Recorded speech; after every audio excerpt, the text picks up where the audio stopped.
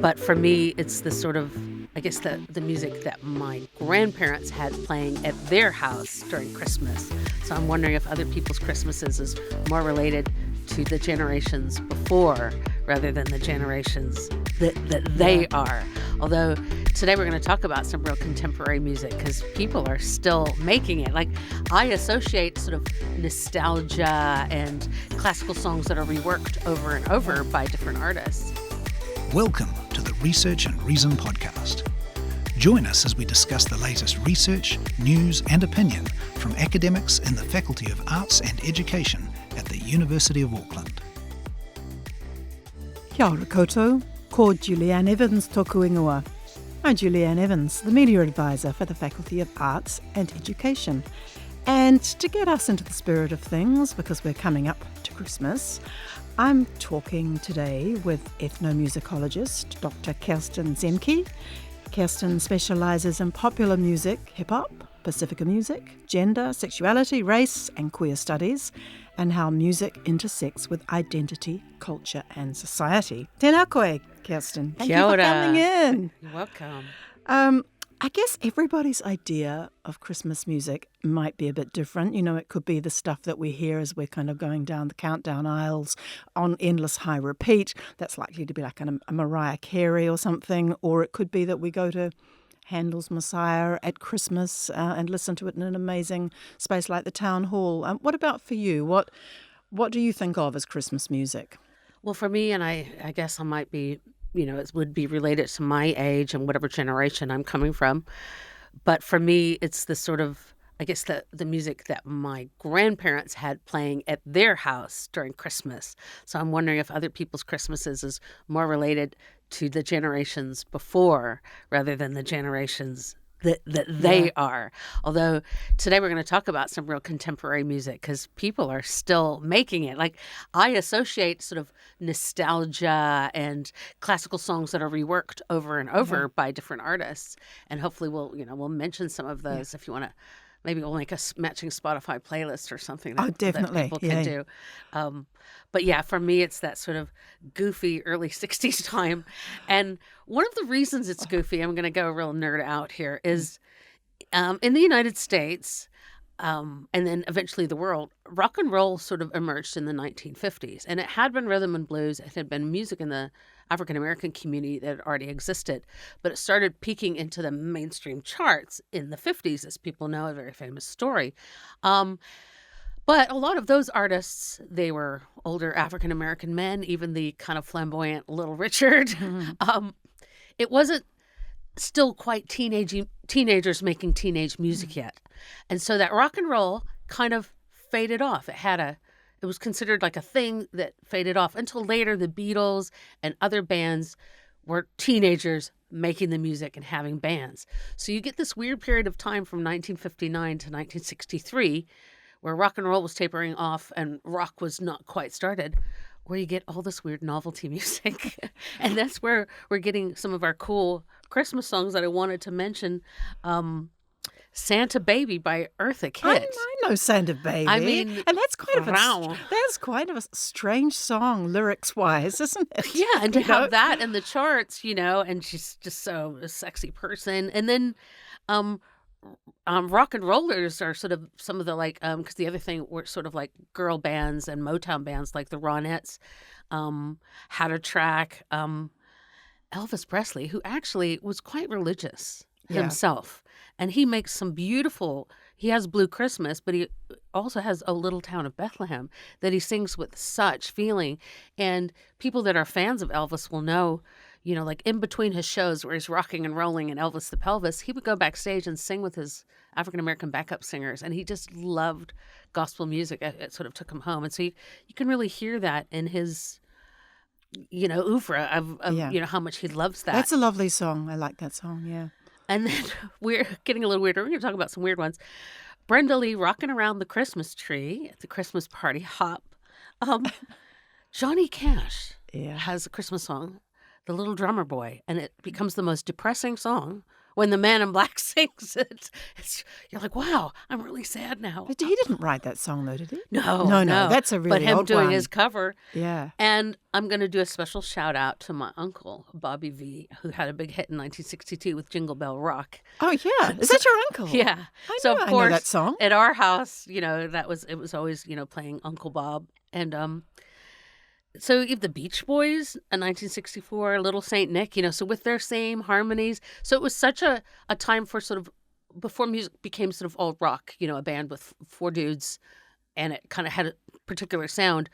There was still this window. Yeah, there's still more weird and wonderful sort of stuff. And we'll talk more about even weirder, even more wonderful. But yeah, for some reason that time really sort of sits in my heart, and I guess listeners will think about what Christmas songs their grandparents played. And were those the songs going on in your house? Yeah, in vinyl and at Grandpa's house. And were you having what kind of a Christmas dinner were you having? Were you pretty humble? My grandparents were pretty humble people, and then you get we have to go to both sets of parents' houses. Luckily, they were both in the same city. We lived in Los Angeles, and the grandparents all lived in San Diego. It was like 2 hours away, so we'd go down and cover the houses. But yeah, then cousins and, having, they weren't extravagant, but it was very sort of homey and, very music-y. It was a music house. And I guess sort of the next topic I wanted to move on to is the even older generation So, my grandpa was playing that, I guess, for us, because then those older ones that you can still hear today are like the Bing Crosby, the Frank Sinatra. Yeah.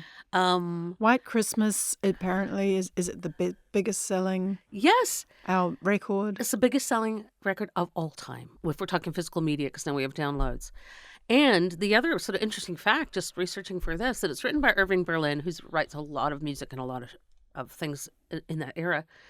He was a Jewish man, and he sort of, they feel like with this song, he sort of started the notion of a secular Christmas that everyone could enjoy. You do get the songs that are more about Christianity, but there is this, sort of strand of it, if you want to participate in, where you don't have any mentions of Bethlehem or God or Jesus. And so that, because he was a Jew, wasn't he? Yeah. So, Yeah. So it was a really, people feel that was this sort of starting off this next strand of Christmas. Christmas itself has secular and religious things twined through it, doesn't it? I mean, it's the Christmas story, obviously, but it's also it goes further back than that to pagan festivals it's all and pagan. so on. In fact, especially my sort of genealogy of the Norwegians, like stuff with Yule logs and the decorating trees. None of that is from biblical things. No. It's all about cold places. Yeah.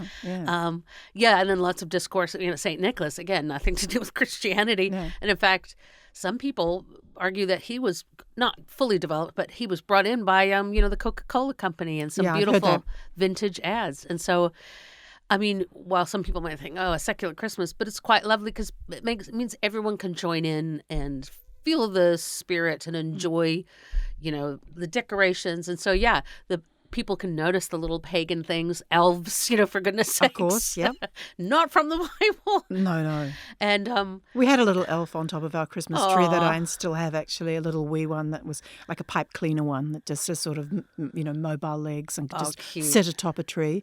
I don't know if people remember Elf on the Shelf. That was... Yeah. So a lot of that is all from sort of pagan, pre-Christian that sort of, I guess, sort of layered itself on. I mean, I guess that's what contemporary society is, different layers of different eras. And some things we take in and some things we take out.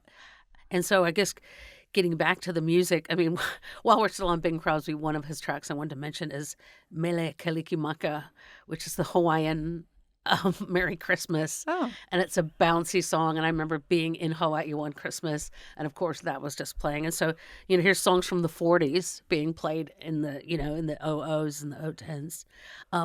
Frank Sinatra, Have Yourself a Merry Christmas. Yeah. 1943. Great classic song. Originally sung by Judy Garland. So, just the genealogies of these songs. And I guess different families will have their own versions. Nat King Cole, which... I wrote Chestnuts Roasting in 1953. It's actually called The Christmas Story I don't know if I knew that was the title of the song. I just write chestnuts roasting on an open fire. Something on your nose, blah, blah, blah, blah. Yeah. So beautiful voice. Now, I had two versions of Silver Bell. So Andy Williams, I think, is the one I've heard the most, even though it's been re-recorded by Elvis, Bing Crosby, even the Judds. But the one I think my grandpa played was the very drunken-sounding Dean Martin singing Silver Bells. And those who know Dean Martin's voice, he always had a drink in his hand. Yeah, he was known for it, wasn't he? He was probably an alcoholic, was he? Yeah. I guess so. Yeah. And so, but it just seems so Christmassy to have the slurring, tuxedo wearing Dean Martin singing. Everyone gathered around the piano. That's right. Yeah.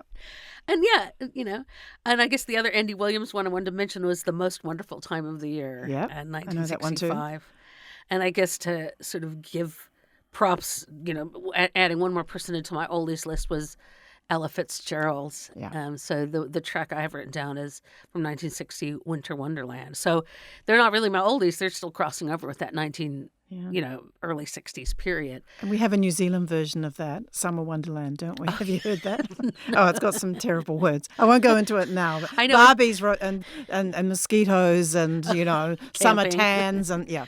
Yeah, I know it's always interesting for Kiwis trying to sort of enjoy some of the snowy iconography because it's so fun and the red and the and the reindeers and the stuff. snow scenes. Yeah, but also going. But you know what? I think in Bethlehem it wasn't very cold either. So no, that's right. But so for Kiwis who enjoy, we know it's our summer and we know it's our picnics and our family time, and but sort of keeping both. But we've always going. been able to layer that on. That's over the right. Top. Yeah. That's right.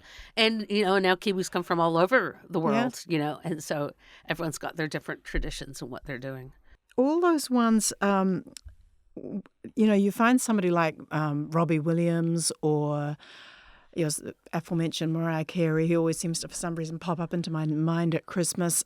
They keep on recording these songs, don't they? Popping up with Christmas albums. I wouldn't have thought some of these big artists, you'd think, well, why they're not necessarily Christian or is Christmas happening? Why are they recording Christmas albums?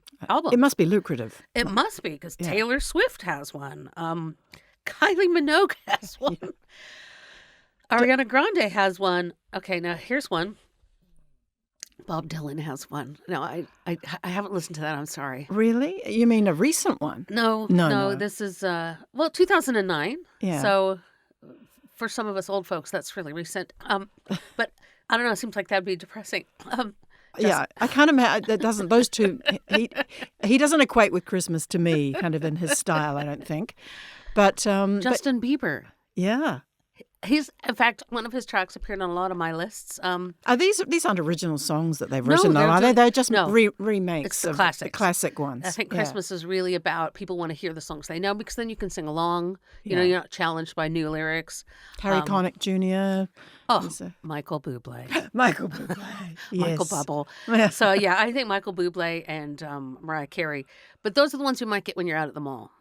I think so. You might not want those. But those are the ones my mother was likely to put on Christmas morning very loudly. Yes. Harry Connick especially, perhaps Michael Bublé later. George Michael might have even been in there somewhere. Last Christmas. Mind you, yeah. Oh, that's perfection. I still love that song. I don't know. Maybe it's just, captures a mood or something. But oh, it's wonderful. And for some reason that nostalgia is still a part, Bruce Springsteen has one, Santa Claus is Coming to Town. And you're like, yeah, he's like sort of husky singing it. And then here's a weird thing that I didn't click it till I looked it up. These guys all have Christmas albums. NSYNC, Backstreet Boys, New Kids on the Block, Steps, Girl Aloud, and S Club 7. So I don't know. I guess if you're in a boy band or a girl band. You do a Christmas album. You do a Christmas album. And I guess fans buy it. It must, have a short shelf life, though. A brief but continual one. I guess people just kind of go, okay, well, that's over for now, but next year we'll put it on again. I guess unless one of them really takes off, and I guess we can move to my next topic. One of the things that will bring some of these back is Christmas movies. Right. If you get a song in a Christmas movie, you're made. Yeah, so it sort of can bring a song back, and some weird Christmas movies like Elf, that makes sense. It's about Christmas. Muppets have a Christmas movie. Apparently Die Hard is a Christmas movie. Uh, Really? because it takes place during Christmas, and and Bruce Willis is in the building, but anyway, Pretty staunch one. yes. Yeah. So that's Yeah, but family movie, isn't it? That's the but kind Love of genre. Love Actually, Yes. because that has the Christmas thing, and so and same with Home Alone. So these movies don't like necessarily look like Christmas movies, but because they're set at Christmas, and so you have the snow, you have the families on pause. And so then when disaster or love or anything happens, it's just different if it happens in May or in July or, Yeah. in February. And so the Christmas movies have a lot of great, Can you think of what some of those ones are? I'm just thinking for Love Actually. well, there's the There's- main one that the there's guy the classic sings, one, isn't Love is there? All Around Us. But That's that's it. from the movie, I think, that Yeah. one. Now, the other ones I was going to mention is all of the Charlie Brown Christmas songs. Christmas Time Is Here, Vince Guaraldi Trio playing that jazz, and the Mr. Grinch song by our Thurl Ravenscroft from 1966. I wish I could get you to sing that one.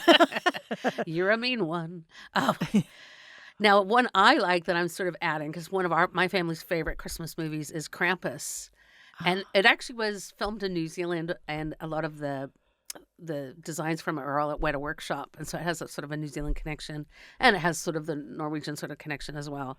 And so they've got Carol of the Bells from Which the is Krampus movie. beautiful. Yeah, but now it's got a sort of spooky element Yeah. with the Krampus going to the naughty kids and pointing at them, and so that's a really fun one. But yeah, so Christmas movies, I guess, and I mean, I don't know what will be played and what will come out on, say, Netflix or whatever, but I'm sure some families, you'll have your one person that's organizing the Christmas movies. Already. Yeah. Yeah. You'll have your person that goes, we're watching this and Yeah. we're watching that. I mean, in my family, it's my son, but yeah. What's your Christmas movie? What do you watch? We always watch Krampus, definitely Krampus, and we really enjoy Charlie Brown. Yeah. And then I think my daughter likes Love Actually. Elf and Home Alone are fun to have on in the back. Elf is just so, because of the character is so naive and open to the world, it's so nice, movie that just reminds you of being, Is that Will? Will Ferrell. Will Ferrell, yeah. playing He's a very clever. 6'5" elf. But yeah, so, music is such an important part of, the Christmas films as well. Like, it's not Christmas without, a song, Of is it? course. Yeah, I don't think there could. Well, even Die Hard. My goodness, the Yeah. song from that is "Christmas in Hollis." Run DMC. It's a rap song, and we are. And gonna, you know quite a bit about rap. Yes, rap as is well. my special area. Yeah. Actually, because there's another rap song on my Weird and Wonderful list. So that's "Christmas in Hollis," Run DMC. Vanilla Ice, Too Cold for Christmas. I don't even want to listen to that.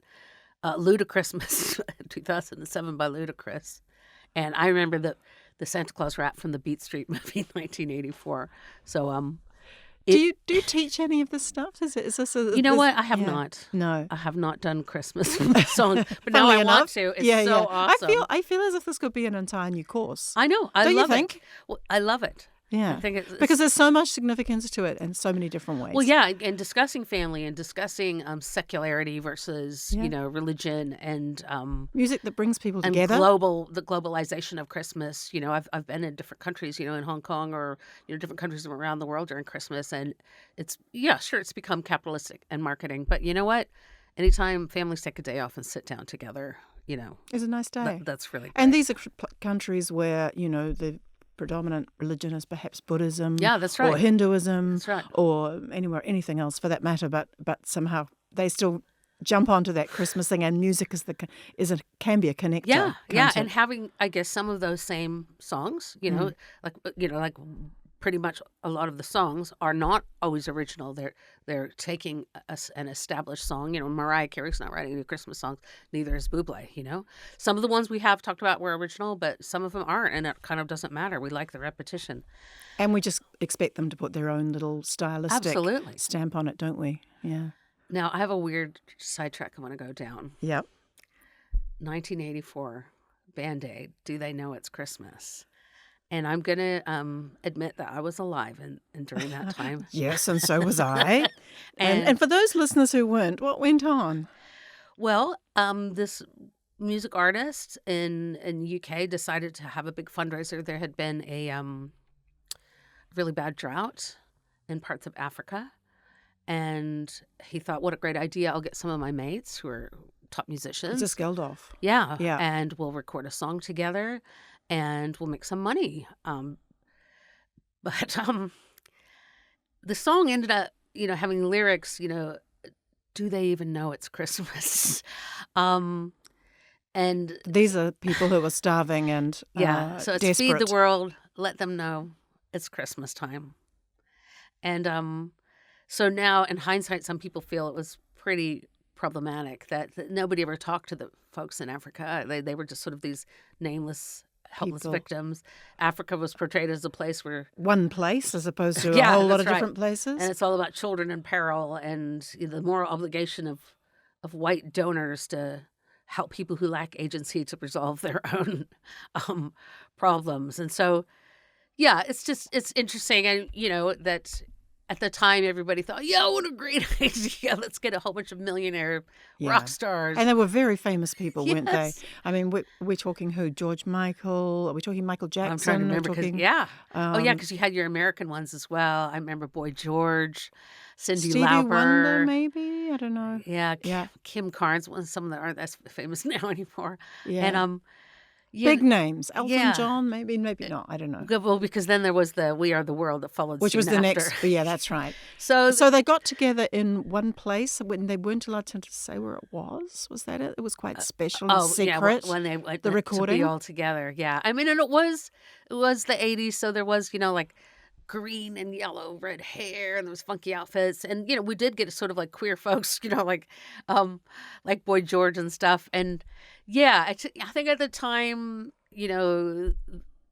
the white people, we thought it was a really great, lovely idea, but I think people have reflected on, is this, a very strange way. of framing of it. really yeah, that's right. I mean, even thinking going into Christmas now, we know we've got places that are really severe distress, and how are we going to handle that? Being respectful, having a natural inclination to want to give and help, and which is really wonderful. And I think most people have that, but without being sort of, really, So tone deaf. really tacky and racist about it. I think They this did. is the They route did. to go. To be fair, I suppose they did raise a lot of money, Absolutely. and it went to Ethiopia. Was it? Yeah, I Yeah. hope so. I Yeah, hope so. yeah. Yeah, I'm certainly not accusing Bob Geldof of taking any or No, anything. he wrote the song though, didn't he? Yeah. Do yeah. they know it's and, Christmas? And I think it's a it was an attempt by some people, and but yeah, I think in the future people will just talk a bit more between people. Have there been anything like that since, sort of Christmas fundraising? I think song? they did a revamp of Band-Aid. Did they have like a 40 a multiple decade anniversary at some point, and getting people together and And We Are the World was the other one you were referring to. and aren't you? that one didn't have it as Christmassy thing, but it was like an American follow up to That's that. right. But that was a big one. I was into that one at the time. Yep. Oh yeah, they did. Here, I do have it written down.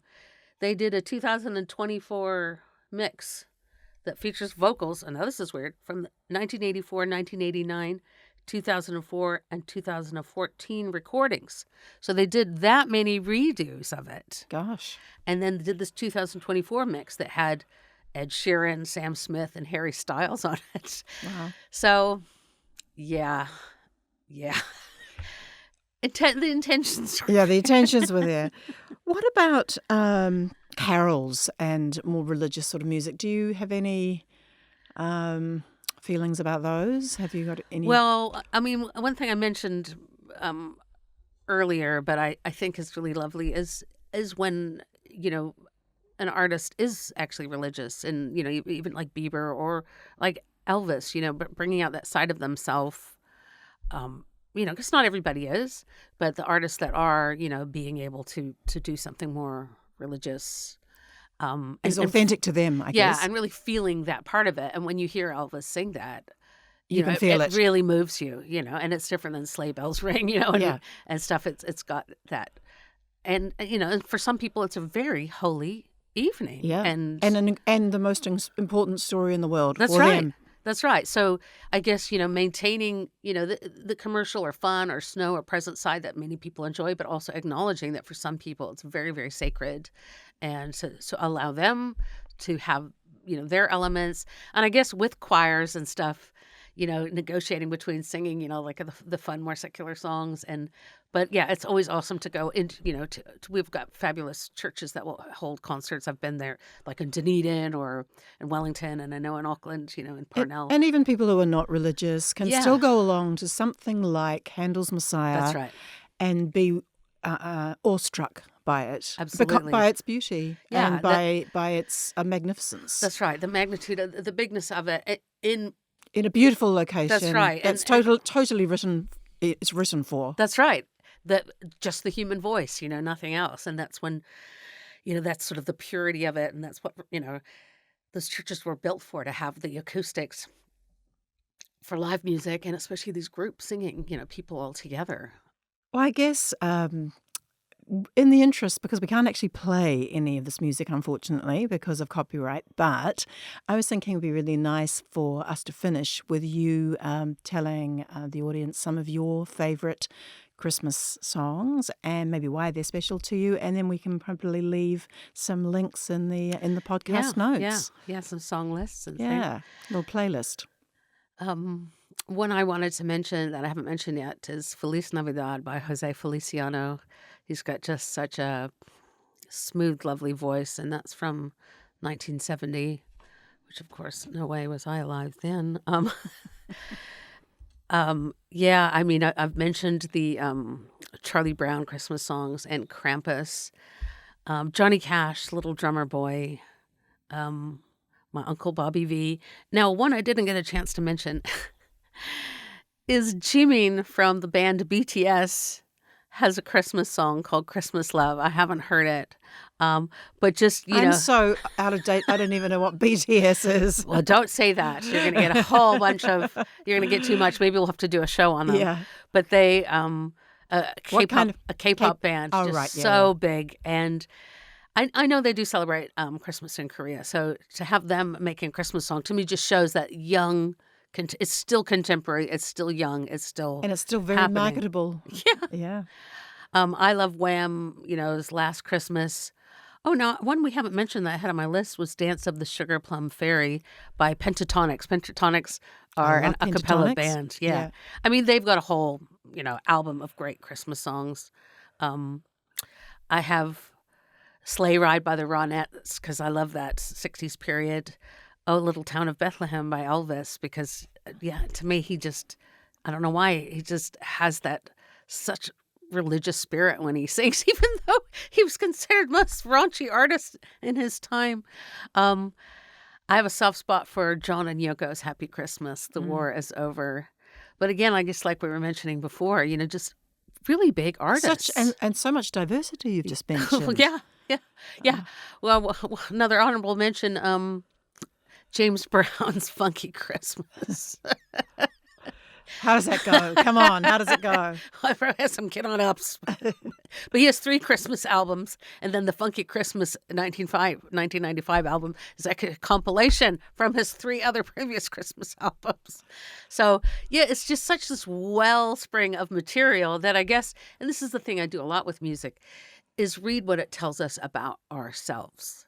We think this music is an artist telling their story, but our use and responses to it is telling us about us, that we like nostalgia, we like family, we sometimes like repeating of old standards that we can sing along with. We Ritual, tradition. Absolutely. And we like some religion and spirituality, but we also sometimes disconnect from that and just enjoy the sort of pagan, secular element of it. And that now we have multiple decades of great music and artists that, our grandparents might recognize, the same songs and this that we is going have. back a long time, isn't it now? I know. And yet we're still listening to that music. Yeah. So it must touch our hearts somewhere. Absolutely. Some And I think way. part of it is the intergenerational, that connection that Christmas gives us to the past, and in the present.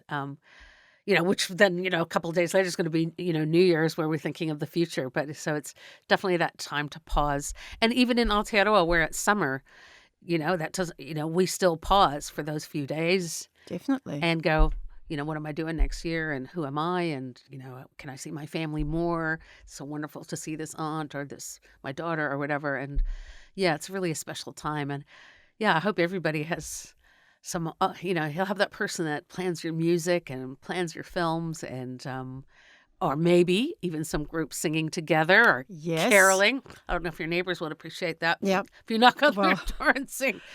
I don't think, as New Zealanders, we're very good at spontaneous singing, but I think an exception might be something You're like so Christmas. right. You're so right. And even the reticent, might Yeah. feel like, you know what? I I'm can gonna join belt into it this one. out. Come on. Yeah, Yeah. I'm gonna, yeah. My sister and brother and I, we all sing and we harmonize. We have the same voice, and so it sounds really cool when we harmonize because we sound so similar. We've spent a couple summers busking, doing with Oh, great. Santa hats on Yeah. us, and singing Christmas songs in three-part harmony. I sing in a choir as well, actually, do you? and we've done some busking down at Franklin Road for Oh, people who don't know, lovely. which is in Auckland City, and it's a beautiful street that's lit up with beautiful lights outside of every house at Christmas time, It's and that's so lovely. very nice to do as well. Because obviously Yeah. everyone on the streets agreed upon it somehow. And there is traffic, but it goes nice and slow pace so that Yeah. everyone can look, and there's just a lovely vibe. Yeah, but those people on the street are so accommodating And it does patient. bring music. I think, to wrap this up, I guess, it does bring music out of houses and into the streets, into shopping malls, Yeah. into church halls, into churches. I mean, music is so much part of that season. And it has a Yeah. communal experience. You can put your headphones on and listen to music, but also musicking with other humans in all the ways that you've talked about, is It's great. different kind of music, and it's why we love it so much. Yeah, absolutely. Thank you very much, and Merry Christmas to you. Kia ora. Kia ora. Kirihimahe. You've been listening to the Research and Reason podcast.